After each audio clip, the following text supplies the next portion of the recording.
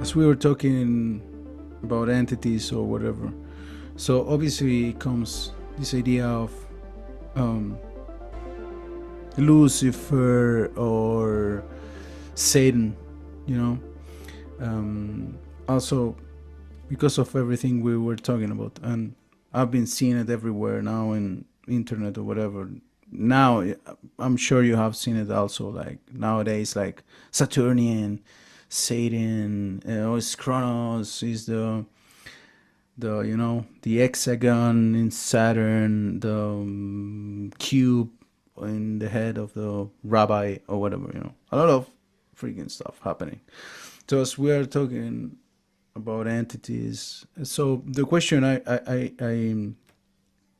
did it, my phone just died, so I just remember, it's like well, when we talk about Lucifer, who is somebody, is an energy, is a concept?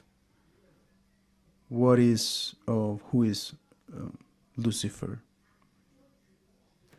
Lucifer is the best looking. He's going to bring you to orgasm. And when you go there, your eyes will be opened. This is the way. It's part of nature. And it is there for your benefit, because the archon that rules your world is a child trafficking, child raping reflection of your reality. That balance between the mirror, between the image that you're looking at and your actual skin, is what is your present. So we as a collective group are experiencing that invisible magic around us to the extent that we are drawing the satanic epithumia, that desire of the Great Mother to destroy the child and bring the adult. That desire of the dragon to consume the seed of the virgin. Those eidola can be expressed in the reality around you. And that's what we do. That's what we're here to do. If we're going to keep Tartarus going, then we're going to have to make the invisible visible. So it's you can see the philosophy behind. Well, it's connected with everything where we have been talking. But let's say if somebody will see just 20 seconds now of an answer, who is Lucifer? Lucifer is the one who refuses to lie. Lucifer is the standard of justice. Lucifer is the one who exposes you to the rays of the sun. Think about that for a minute. You're not a human of the 21st century with computers and cars. You're a fucking living organism looking at your world, seeing the sun, and that sun illuminates. It gives you an understanding even of yourself as you look at yourself in the rays of the sun, and you construct that magic mirror, that Bacchic mirror in front of you to see, who am I? Everything in your life is that question. Who am I? The mystery is the healing that you have to have. It's how the cycle works. It's why you're here. It's why I'm here. It's why little babies get blown up. It's why old people set themselves on fire. It's why we kill each other in the streets. Suicide by cop. It's why that's there. So remember, the invisible world shows you the connections. If you could see it, you would understand how Eros works. You can't see it, Bruno. I can't see it. I haven't been through it. I haven't seen the great risen dead. I haven't seen her, right? This process, the one message I would like to really get across is this process is a natural religious process, a process of knowledge, education, and liberation. That's how they expressed it. Liberation. It will free you from your own unreality. It'll give you the reality. Now, I can send that to you, Bruno. I can send that in a magical form, or I can send that to the whole world.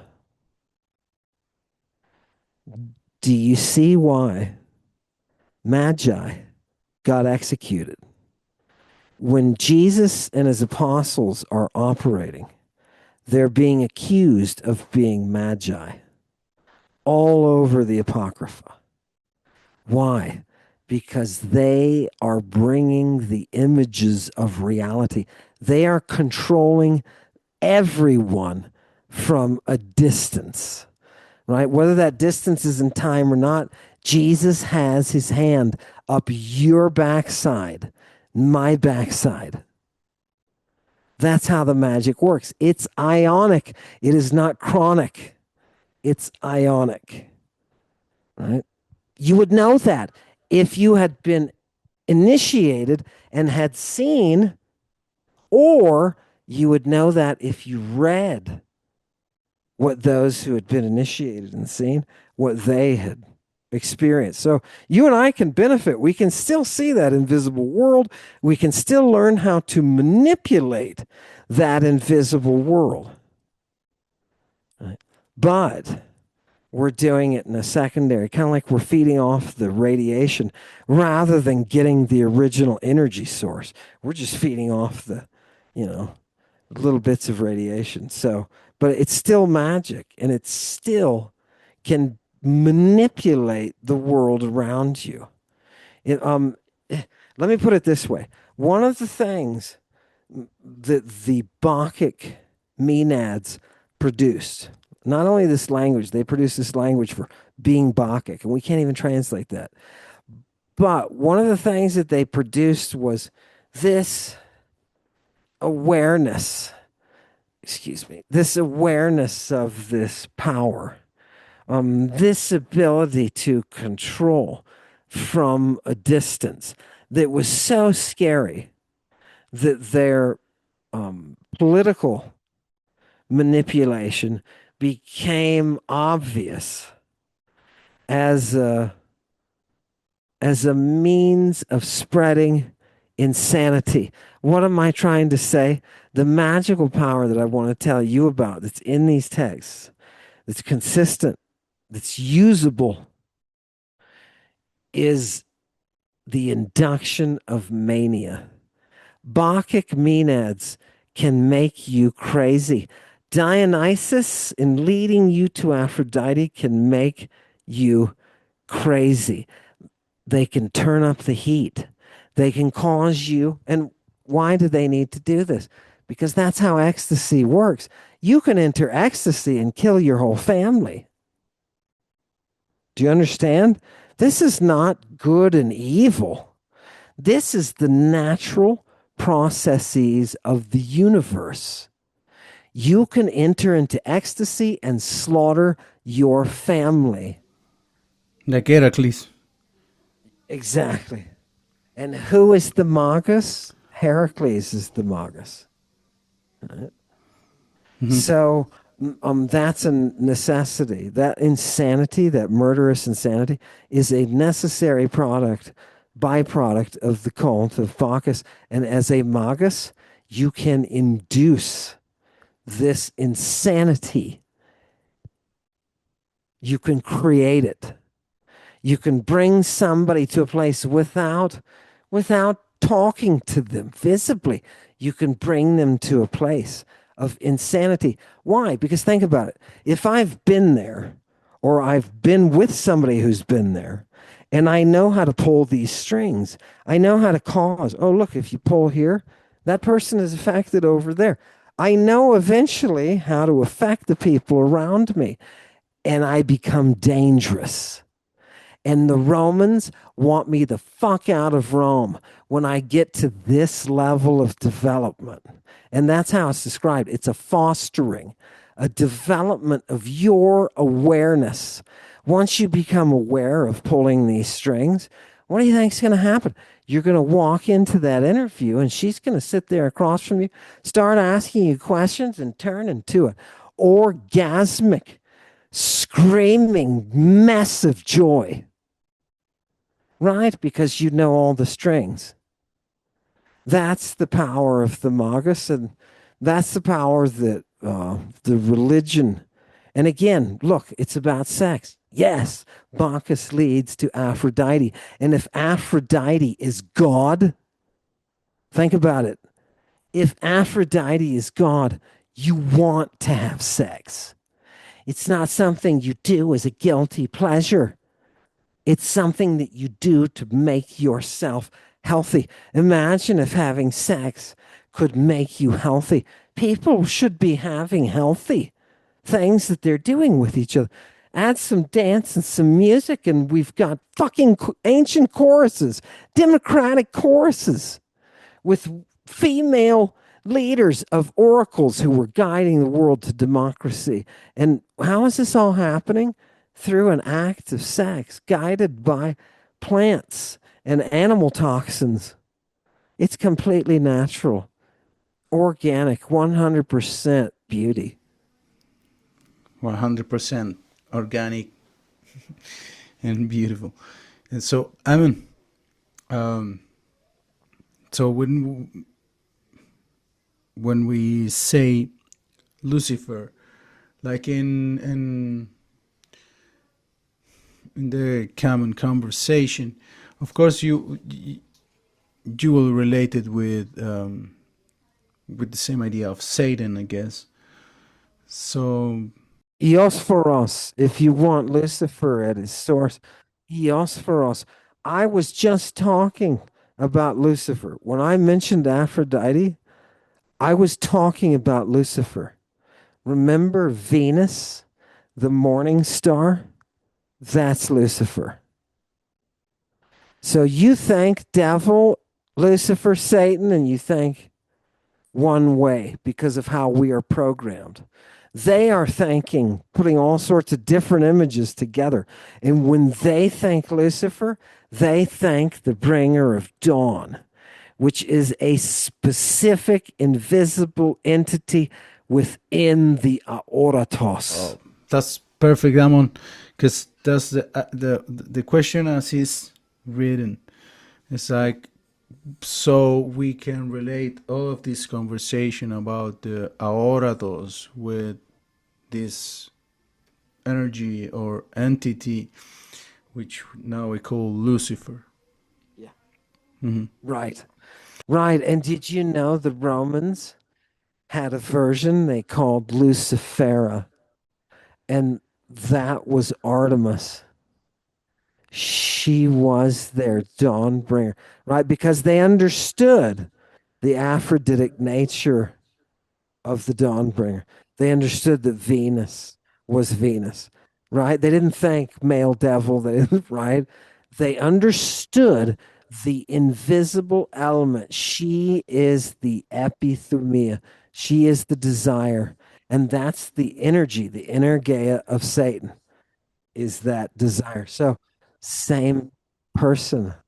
So you said same person or same energy, all connected. I mean, we understand a bit this Lucifera, and and Satan seems to be an energy. It is also an entity. I guess I'm just gonna give you the question, like probably the same answer. Who is Satan? Satan is the reality. Satan is what you feel when you see that person from a distance and you desire that person. Jesus identified that. He identified that power or entity. He identified that. It's better for you not to encounter that. If the light in your eye is single, oh God, right? All of this is using the language of the mystery, of the architecture of these invisible entities. Who is Satan? Satan is the reality that you refuse to embrace. Your worship of a rapist is a reflection of you. What you're seeing around you is a reflection of you. The magic is generating your own image. That is, the right is being activated. So that, when you go to the initiation, you see the great resurrected queen of the underworld, whose name we don't even say. We just call her the Cora, the Virgin. That same power that brings her can be activated outside of a priesthood. Wait a minute. You mean I can construct a cup outside of a priesthood? I can bring you Lady Babylon, who has mystery on her forehead, her metope. Her forehead itself contains the mystery. I don't need a priesthood. And that's the danger. Bacchus always wins because Bacchus is spontaneous, right from nature. You can have all the doctrine you want in the world. Ultimately, she will win out. Lady Babylon will conquer. Otherwise, Jesus wouldn't want to be the morning star. Have you considered, Bruno, consider this. Jesus in Revelation, the Bible, is taking on the morning star. He says, I'm the morning star. I'm the bright morning star.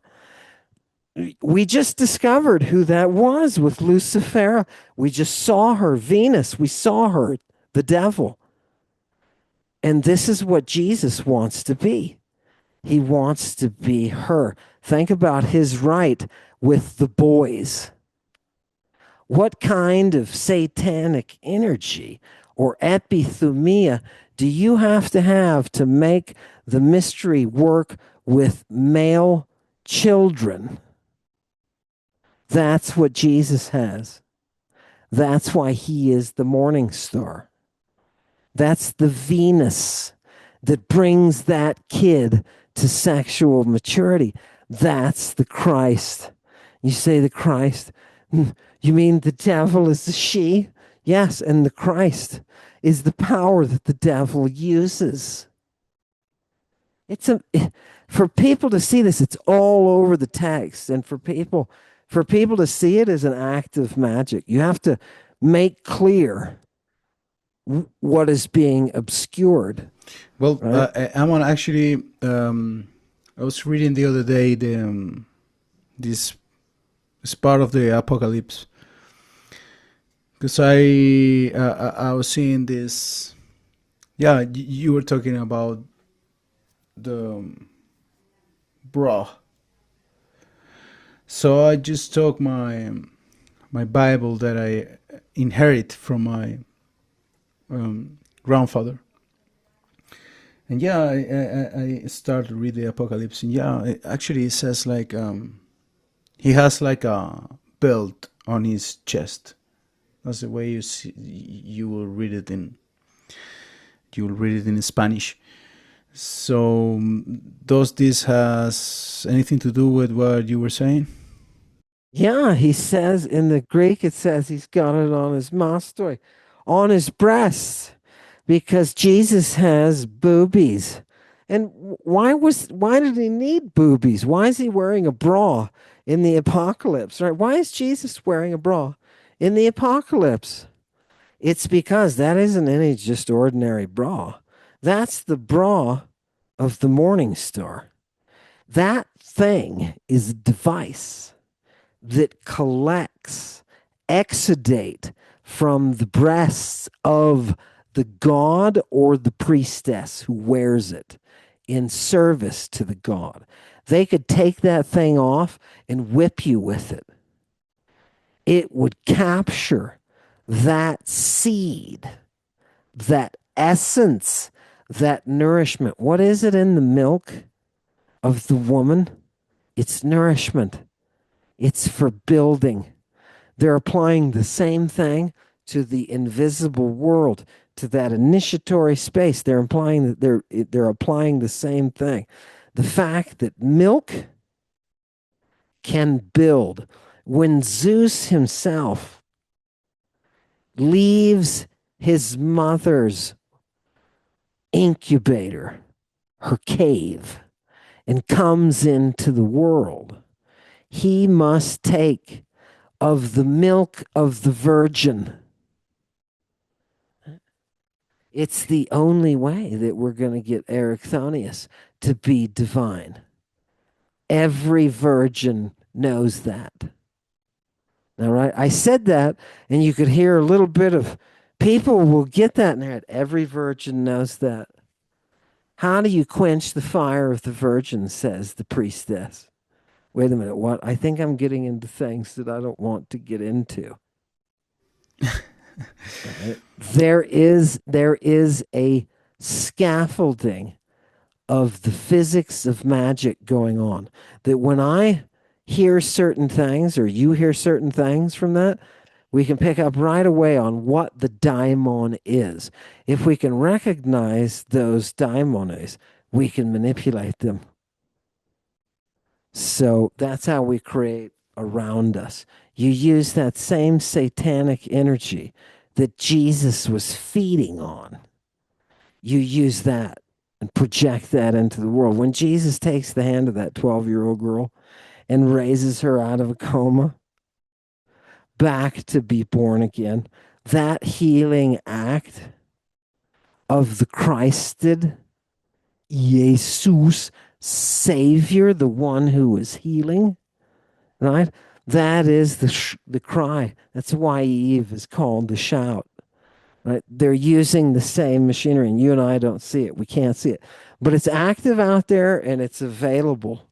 People can access this according to, that's why you've got people like Iamblichus trying to write a Pythagorean manual for the specific entities, right, who populate the invisible cosmos.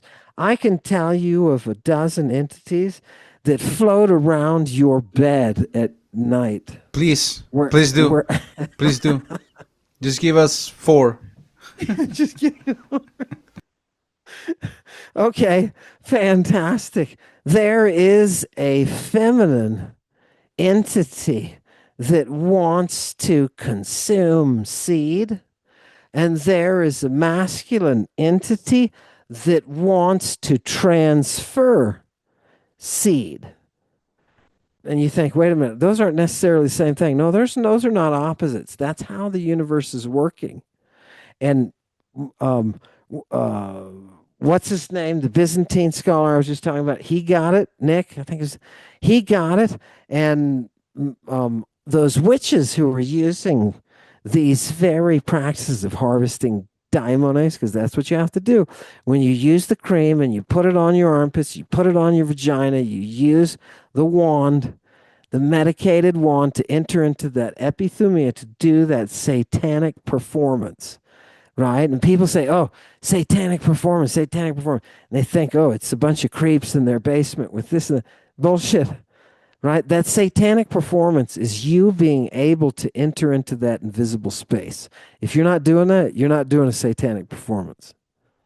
And what you're doing is of no effect. So I think it's important to make, an allowance for realism here. And if they weren't doing it in antiquity, and it had nothing, you're talking about things that have nothing to do with the right, that are a weird hybrid of monism and some kind of reaction to it called Satanism. None of that stuff is historical. It's all bullshit. But if you want to see what they were actually doing, you have to understand those invisible connections. And those spirits that are around your bed, I talked about two that are different, manipulators of seed. There is also a daimon who can enter you. Now, listen, this is the physics. And this is all over the place. This is not one description. There is a daimon that has power and access to you like many daimones at the time of twilight. The time of twilight is the time of Eosphoros, which is the Greek earlier name for that the Romans turned into Lucifer. That Eosphoros, if you want to call that individual Satan, that's fine. But that individual has that power only during the pre-light, only during this period when the rays of the sun are not direct. So it's like they thought that there was a window. This is the time that the dawn bringer operates.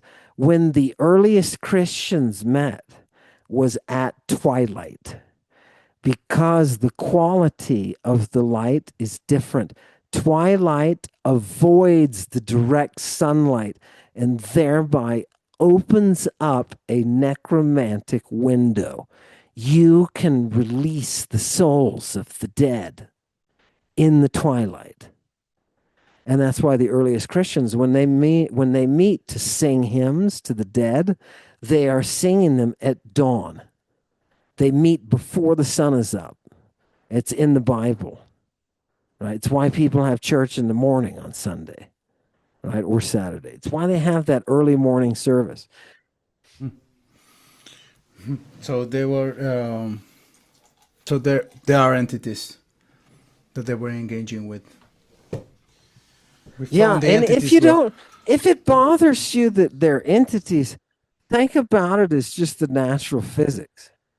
That when you're sleeping tomorrow morning, Bruno, there's a short segment of time when the Dawnbringer can access you. And this is specifically a time of vision. It's a time when you can even wake up, so to speak, open your eyes and not be able to move. It is a phenomenon of that power sitting upon your chest. Right? If it's the Mormolucaean, you're dead.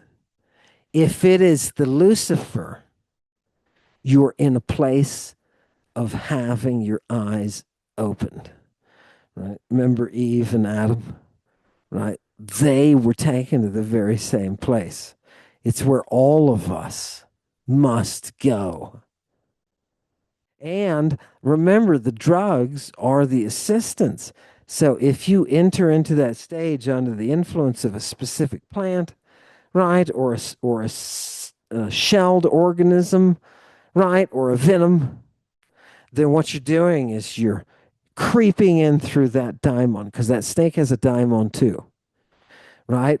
I can go to this, you love this, I can go to the aoratos, I can go to the invisible.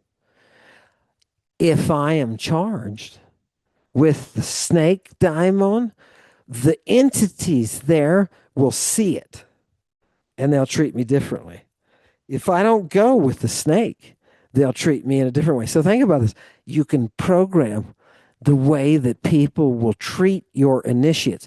The way that the invisible entities will treat your initiates is determined by how you train the initiate, whatever chemicals you are using, because those plants, remember, they have the daimon in them.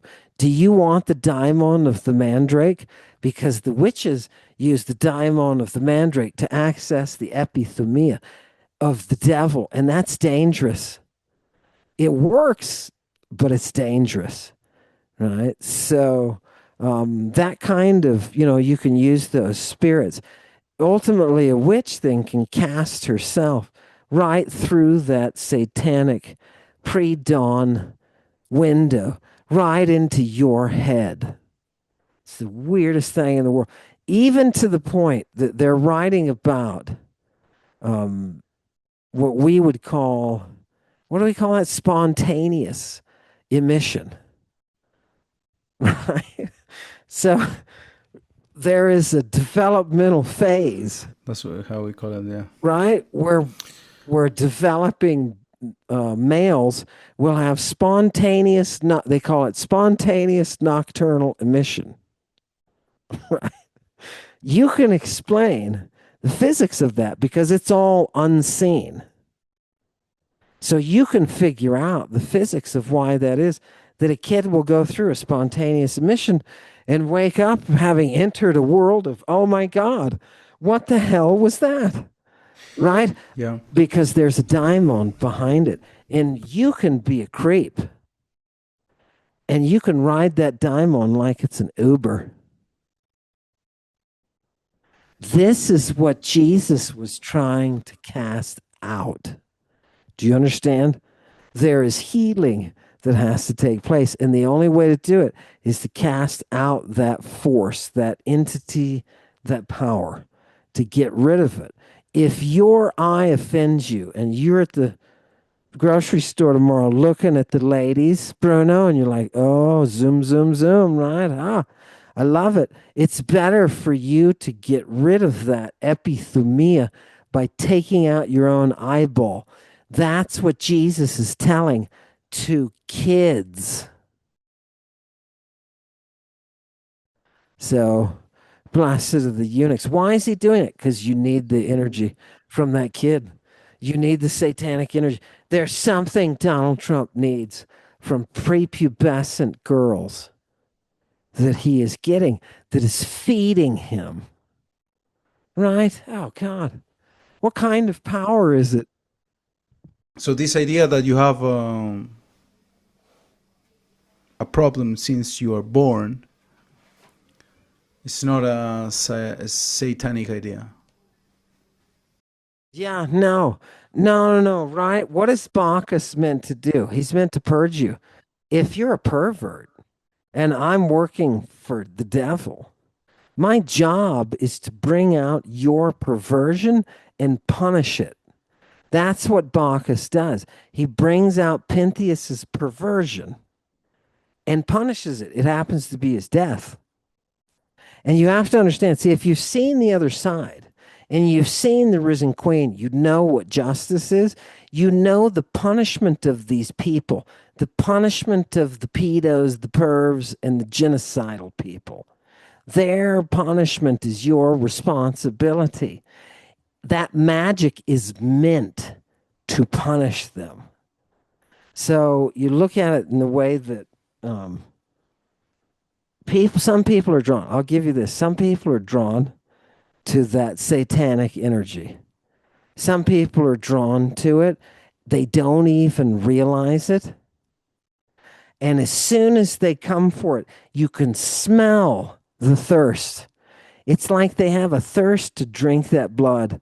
They're like vampires, and they want to drink that blood. And you can sense that in them and feed them in a way that they don't even realize that you're feeding them. Why? Because you're bringing out their punishment. We are here for punishment. That's what the magic is. It's why this is that kingdom of darkness. It's Black Knight who rules here. And you think that's bad because you think in terms of bad and good, not in terms of having been to the other side, having seen the Queen of Night, and having come back with the new mission of punishing everyone for their pollution. Right? That instinct that you've got, Bruno, to punish the pedophiles, right? You find out that the leader of Israel, former leader of Israel, president of the United States, prince of England, you find out that these people are harming children. You have a natural instinct to stop that, right? The magic is enabling you to stop that, right? That's why it's used. That's why it's sacred. That's why the witches are protecting that sacred relationship. They're killing off that child to create the adult. So I think it's beautiful. And the thing is, people come to me a lot and they say, "What did you do here?" And you caused me to have this problem, right? The first thing I think in my head is, maybe you fucking deserved it. The lady who was in prison, maybe she deserved to be there to pay whatever crime that she was paying for, right? Just because you're suffering the effects doesn't mean you shouldn't, right? Right.